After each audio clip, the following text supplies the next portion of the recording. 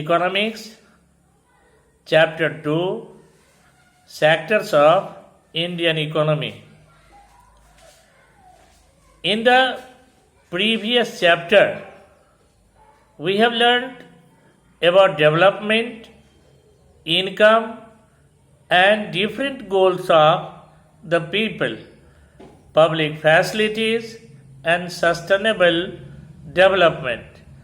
In this chapter, we are going to learn about various economic activities of the people and sectors of Indian economy. People are engaged in different economic activities producing either goods or services.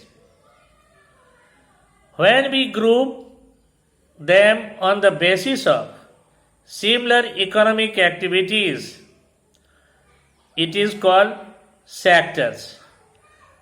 For example, primary sector, secondary sector, and tertiary sector are the three sectors of economy. Let us talk about primary sector.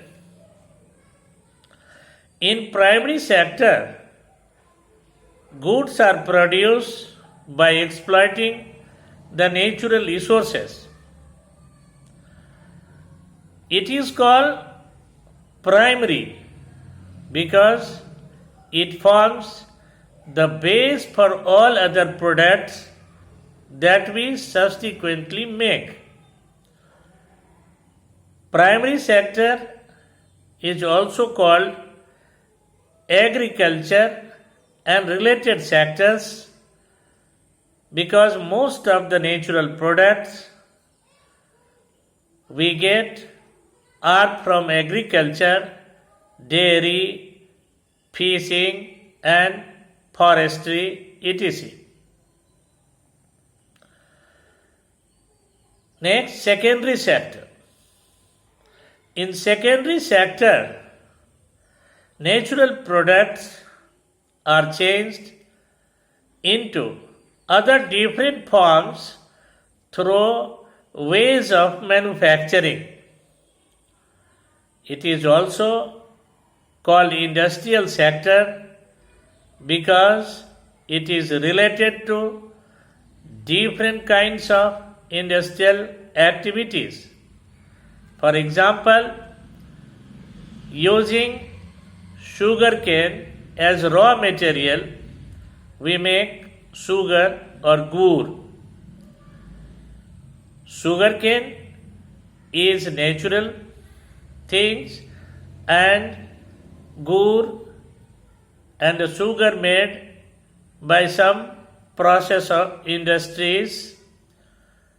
So, it is manufacturing sector. Third is tertiary sector. In tertiary sector, goods are not produced, but they are an add or support for the production process. It is also called service sector because it provides services. For example, transport, storage, communication, banking, trade, insurance are tertiary sectors. It generates services rather than goods. So, the tertiary sector is called service sector. In recent times, certain new services based on information technology such as internet cafe, ATM booths, call centers, software companies have become important. Let us compare the three sectors. The various production activities in primary, secondary, and tertiary sectors produce a very large number of goods and services. The next step is to see how much goods and services are produced and how many people work in each sector. To know the total production, we count value of various goods and services. For this, we include the value of final goods and services. Final goods and services are those which finally reach to the consumer. For example, a farmer sells wheat to flour mill for rupees 8 per kg. The mill grinds the wheat and sell the flour to a biscuit company for rupees 10 per kg. The biscuit company uses the flour, sugarcane, and oil to make flour 4 packets of biscuits. So let us see now. The biscuit company uses flour, add sugar and oil to make 4 packets of biscuits. Here, biscuit reaches to the consumer. So, biscuit is here final goods and flour, sugar, oil are the intermediate goods. After that, the biscuit company sells biscuit in the market to consumer for rupees 60. So, biscuits are final goods because it reaches to the consumers. Goods such as wheat and wheat flour. In this example, we have seen as intermediate goods. Hence, goods and services used in making the final goods are called intermediate goods. The value of final goods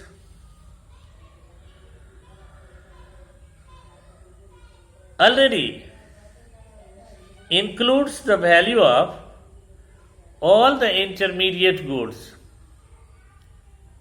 Hence, the value of rupees 60 for biscuits as final goods already includes the value of flour rupees 10.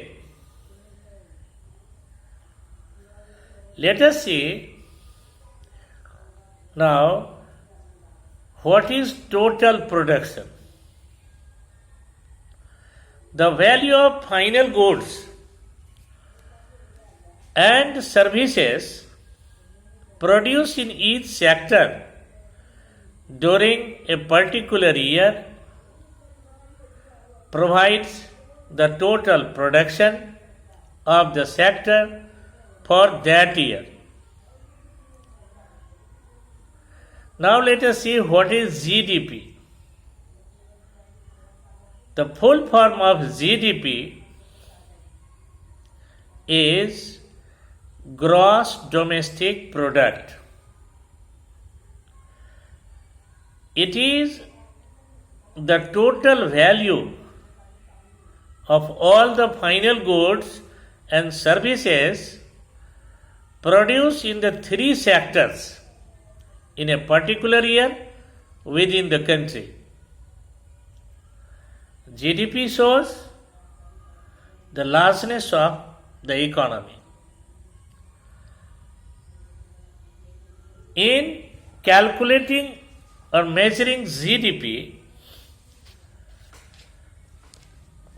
central government ministry with the help of various government departments of all the Indian states and union territories collects information relating to total volume of goods and services, their prices, and then they estimate the GDP. Now, let us see historical changes in sectors, state, that these changes in sectors state that initially primary sector was most dominant sector, then it was the secondary sector, gradually become the most important. Hence, over time, a shift taken place. There has been a further shift from secondary to tertiary sector. The service sector has become the most important in terms of total production, mostly in developed countries. Most of the working people are also employed in the service sector. In the next video, we will learn about the rising importance of tertiary sector and why is tertiary sector becoming so important in India. We will discuss in the next video. Thanks.